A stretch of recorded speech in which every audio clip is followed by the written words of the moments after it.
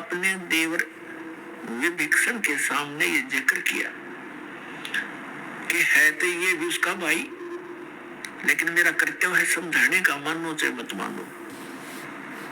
तो विभीषण को जब ये ज्ञान सुनाया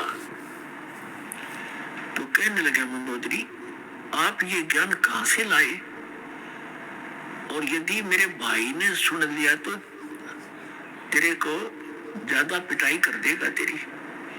मंदोदरी कहने लगी, मैंने तेरे भाई से बता दिया, सारा कुछ सुनाने की चेष्टा की, पर वो मान्या कती नहीं। पिटाई तो नहीं की, लेकिन वचन ऐसे कह दिए कि आगे से मेरे सामने जिक्र भी नहीं करेगी। तो विभीषण कहने लगा कि आपको कहां से ज्ञान प्राप्त हुआ कि मैंने गुरु बना लिए। एक महापुरुष आते हैं चंद्र विजय भाट के घर पे, मैं वहां दीक्षा लेकर आई। विभीषण कहने लगा, इतना उत्तम ज्ञान और आपने मुझे पीछे क्यों छोड़ दिया, मुझे भी दीक्षा दिला दो। तो विभीषण ने भी परमेश्वर मनिंदर जी से दीक्षा ग्रहण की। अपने आत्माओं को समय के उपरांत श्री रामचंद्र जी वनवास काट रहे थे और साथ में उनकी पत्नी धर्मपत्नी सीता जी। तो रावण ने सीता का अपहरण कर लिया, अपने नौलखे बाग में उसको बंदी बना दिया, कैद कर लिया और उसको तरह तरह की यातनाएं दी और अपनी पत्नी बनाने की भी कुचेष्टा की, लेकिन वो सती परमात्मा की शक्ति कुछ उसके साथ थी, रावण सफल नहीं हुआ। रावण को कुछ ऐसा श्राप लगा हुआ था जिस कारण से उसका धर्म पतिव्रता का बचा रहा। फिर भी उसकी कुचेष्टा जारी रही। मंदोदरी को भी पता था इस बात का। मंदोदरी भी समझाया करती थी कि आप ऐसी गलती मत करो। कबीर परमेश्वर से मंदोदरी ने प्रार्थना की कि हे गुरुवर, मेरे पति किसी औरत को उठा लाए और पता नहीं वो कौन है, वो बहुत ही सुंदर है और मेरे पति की नीयत खराब है और पुण्यात्मा एक औरत कभी पसंद नहीं करती उसका पति कोई गलती करे। इस कारण से उन्होंने परमात्मा से प्रार्थना की। परमेश्वर ने कहा, बेटा ये आम औरत नहीं है और रावण इसमें अपनी कुचेष्टा में सफल नहीं हो पाएगा, तू चिंता ना कर। फिर भी मैं बताता हूँ बेटा, उसको कह दे तेरे पति को कि इस देवी को लौटा दे, इसी में इसकी खैर है। ये आम औरत नहीं है, ये लक्ष्मी अवतार है और श्री विष्णु श्री राम रूप में अपने कर्माधार से यहाँ वनवास प्राप्त किए हुए थे। राजा दशरथ के घर उनका जन्म है और वो दोनों भाई जंगल के अंदर भटक रहे हैं, इसकी खोज कर रहे हैं। तो वो यहाँ तक पहुंचे भी एक दिन, सेना भी लेकर आएंगे, युद्ध भी होगा, या तो ये इसको सहर्ष अब लौटा कर अपनी अक्षमा याचना कर ले तो इसकी जान बच सकती है, तेरा सुहाग रह सकता है। अब मंदोदरी जी अपने गुरुदेव के एक एक वचन को फाइनल मानती थी कि जो ये कहते सारी सत्य है, क्योंकि तो भगवान भी थे। रावण को जाके मंदोदरी ने कहा कि आप इस देवी को लौटा दो, ये आम औरत नहीं है, ये भगवान विष्णु की पत्नी समझो, लक्ष्मी जी आई हुई है और श्री विष्णु जी ही श्री रामचंद्र रूप में जो इनके पति हैं वो जंगल में घूम रहे हैं, इसकी खोज कर रहे हैं। आप इसको लौटा दो और अक्षमा याचना कर लो। रावण ये बात सुनकर ऐसा क्रोधित हो गया, कहने लगा, मूर्ख औरत, तेरा दिमाग खराब है। एक दो मांसाहारी मस्करे जंगल में फिरते हैं तीर लिए, उनसे मुझे डराती है। मेरे 1 लाख पुत्र हैं, 1.25 लाख मेरे नाती हैं, मेघनाथ और जैसे मेरे पुत्र हैं, कुंभकर्ण जैसे मेरे भाई हैं, तू किससे मुझे डराती है। एक दो व्यक्ति जंगल में फिर रहे हैं और माफी मांगने की कहती है, क्षमा याचना करने की कहती, तेरी बुद्धि चल गई है, बहुत कुछ खरी खोटी गई। अब मंदोदरी को अपने गुरुदेव की बात पर फाइनल विश्वास था अटल विश्वास था कि न जो बोला सही है। तब परमात्मा से उन्होंने फिर स्वयं प्रयत्न किया। उधर से सीता जी की खोज करते करते हनुमान जी ने वो सुराग लगा ही लिया था कि रावण के बाग में, नौलखा बाग में वो बैठी है, कैद है। फिर वो तैयारी हो रही थी उधर से सेना की। रावण के पास भी संदेश आ चुके थे कि आप ये लौटा दो। जैसे अंगद जैसे दूत बनकर भी आ लिए थे और इसने अपनी सारा कुछ कर लिया था। अंगद का पैर भी नहीं हिला था उससे, उसके महाबलियों से। फिर भी बुद्धि काम ना करे थी, क्योंकि रावण इतना तगड़ा बताया है सूक्ष्म वेद में परमात्मा ने कि एक समय में 100 मटके तक दारू की पिया करता, शराब के, और 100 जोटियां का मांस खाया करता। वो और ब्राह्मण था। एक भैंसे का मांस खाने लगे जैसे खाते होंगे जितने, मेरे ख्याल में 100 आदमी नहीं खा सकते वर्तमान के। और उस समय 100 मटके दारू के, एक मटका भी बड़े होंगे उनके उस समय के थे। अभी 15-20 लीटर का तो एक घड़ा होता ही होता है। 100 मटके दारू के एक बार पिया करता और 100 जोटियां का मांस, भैंसों का मांस खाता था। इतना तगड़ा बलशाली। सतयुग में 100 फुट की हाइट होती थी मानव की, मनुष्य की, और त्रेता में 80-70 फुट की हाइट होती थी। ये सैड का बिचला शरा 45 फुट है। हिसाब लगा लो कितना ऊंचा दिखा आपने। इसे 25 फुट और ऊपर जाइए, इतने लंबे, और फिर चौड़ाई से पैरेलल होगी इसकी।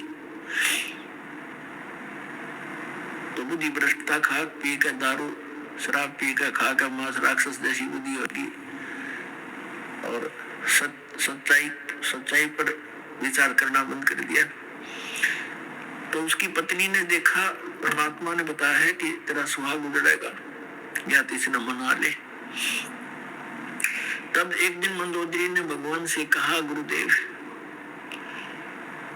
आप कृपा करो, एक बार आप समझा दो मेरे पति देव को, और यदि वो आपकी बात नहीं मानेगा तो मैं उसने मरे मान लूंगी। आज से ही मैं अपने आप को विधवा समझ लूंगी अगर आपकी बात नहीं मानी उसने।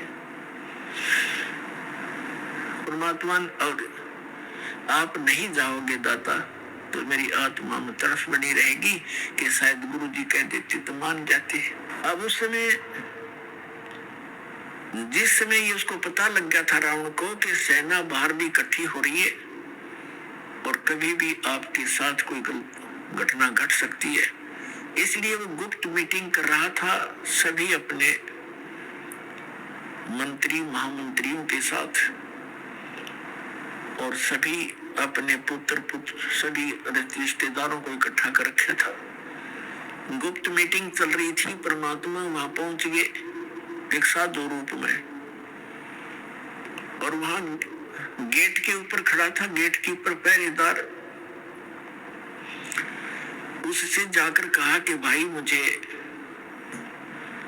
राजा रावण से मिलना है, मेरा संदेशा भिजवा दो, मैं उससे मिलना चाहता हूं। पहरेदार ने कहा कि महाराज ये रावण इतना खतरनाक आदमी है, इतना क्रोधी है, इसने आदेश दे रखा है कि अंदर का संदेश तो बाहर जा सकता है, बाहर का संदेश इस दौरान मेरे पास लेकर आने की आवश्यकता नहीं, मैं तेरा सर कलम कर दूंगा, कत्ल कर दूंगा। तो महाराज मैं विवश हूं। अब उस समय संतों से भी डर लगता था, क्योंकि वो कोई वचन को वचन बोल देते थे जो हानि कर देता था। तो परमात्मा समझ गए कि इसके बस की बात नहीं, अपनी व्यवस्था ये सही जाहिर कर रहा है। तो परमात्मा वहां अंतर ध्यान हुए और रावण के दरबार के अंदर प्रकट हो गए, जहां पर लाखों आदमी बैठे हों। तो कितना बड़ा महल होगा, इतना लंबा, बीच में गेट, ऊपर ऊंची स्टेज के ऊपर बीच में गैलरी, स्टेज पर बैठा रावण। जो ही उसने देखा कि ये आदमी महात्मा अंदर किसने आने दिया, रावण ने आदेश दिया गरज के पहरेदार को बुलाओ। उसने कैसे इसको अंदर आने दिया? आज हम गुप्त मीटिंग कर रहे हैं। तब तक परमात्मा निकट आ गए और कहा, जी आपके पहरेदार का दोष नहीं, आपके गेट कीपर ने कति मना कर दिया था और यहाँ तक कहा था कि अंदर का संदेश बाहर आ सकता है, बाहर का संदेश मैं अंदर नहीं जाने दूंगा, आपको तो जाने ही नहीं दूंगा। तो रावण ने पूछा कि तू आया कैसे? फिर जबरदस्ती आया कि नहीं? उसको पता ही नहीं मैं कैसे आया। तो परमात्मा एकदम अदृश्य हो गए, अंतर ध्यान हो गए और फिर तुरंत वहीं प्रकट हो गए। तब कहा कि मैं ऐसे आया, उसको नहीं पता, वहां तो मैं अदृश्य हो गया और आपके महल के अंदर राज दरबार में प्रकट हो गया, ऐसे आया। तो रावण ने कहा कि बोल क्या काम आया तू? फिर तेरी खबर लूंगा, तू अंदर आ कैसे गया? परमात्मा ने कहा कि रावण, जिस देवी को तू उठाकर लाया है उसको वापस लौटा दे, तेरी इसी में खैर है, और अपनी अक्षमा याचना कर ले, तेरा कुल बच जाएगा, तेरी जान बच जाएगी। वो भगवान विष्णु के अवतार हैं और ये लक्ष्मी अवतार सीता है। रावण कहता है कि अपनी जुबान बंद कर ले और तू वापस चला जा। परमात्मा ने कहा कि तेरी विनाश काले विपरीता बुद्धि होगी है रावण, तेरा सर्वनाश निकट है, तो दुनिया के अंदर एक नंबर का दुष्ट प्रसिद्ध होगा। तो ऐसे कर्म मत कर, एक सूरवीर होकर अबला को हर लाया, तो धिक्कार है तेरे जैसे राजा को। परमात्मा तो परमात्मा थे, निडर थे, उसने 36 सुना दी उसके हित में। रावण को इतना क्रोध आया कि 2 कोड़ी का एक संत और लंका के राजा के इंसल्ट कर दी, निकाल के तलवार और वहीं से जंप लगाया, नीचे आया, स्टेज से कूद गया और गुस्से में तलवार निकाल के परमात्मा को कत्ल करना चाहा। परमेश्वर के पास एक झाड़ू की सीख थी, आपको पता देखी होगी झाड़ू की सीख कितनी पतली होती है। एक सीख, वो तिल्ली सीख लंबी सी, और उसको ऐसे कर दिया, हाथ में ले रखा था, ऐसे कर दिया। रावण ने गुस्से में उसके ऊपर ऐसे 70 कट्टा जैसे लोहे के पिलर के लगता हो उसकी तलवार 70 बार वार किया और सीख को निशान भी नहीं हुआ। और 100 झोटे खाने वाला कितना पहलवान होगा, कितना तगड़ा, पसीने आगे भाई गए, कांपन लग गया और खड़ा हो गया तलवार लेकर, कहने लगा अब उसने देख लिया ना मारे तो मरता, एक सीख का निशान हुआ तो उसका क्या बिगाड़ देगा। उसका समझ में नहीं आई कि भगवान है, न सोचा कोई सिद्धि होगी इसके पास। जाके ऊपर बैठ गया स्टेज पर मुंह लटका के और कहने लगा कि तेने जाना हो तो जा, मैं तेरी बात में मानो नहीं। परमात्मा बोले फिर मैं यहाँ के गड्ढूंगा तेरे पास, तेरे जैसे नालायक के पास, पर मेरे फिर आखिरी वचन सुन ले, तेरा नाश निकट है, तेरी बुद्धि भ्रष्ट हो चुकी है। तो ब्राह्मण हो कैसे जुल्म करता है? और परमात्मा के सब बच्चे हैं, सबको कहना सुनना उसका कर्तव्य बनता है। ये कहकर वहां से अंतर ध्यान हो गए। अब परमात्मा ने जाकर के वहां चंद्र विजय के घर पे बता दिया कि कह देना मंदोदरी को कि मैंने उससे कहा था, लेकिन वो बिल्कुल नहीं माना। मंदोदरी वहीं आ गई कुदरती, तुझे बुला लाई जाकर के वो कर्मवती चंद्र विजय भाट की पत्नी, और कहा परमात्मा ठीक है, आपकी बात उसने नहीं मानी तो मेरा हाथ से वो मन तमृत्यु मान ली उसकी। परमात्मा बोले बेटी मैं अपना जो आपने कहा मैंने वो कर दिया, पर वो नहीं माना। अब उस समय विभीषण भी वहां विराजमान था और दीक्षित था।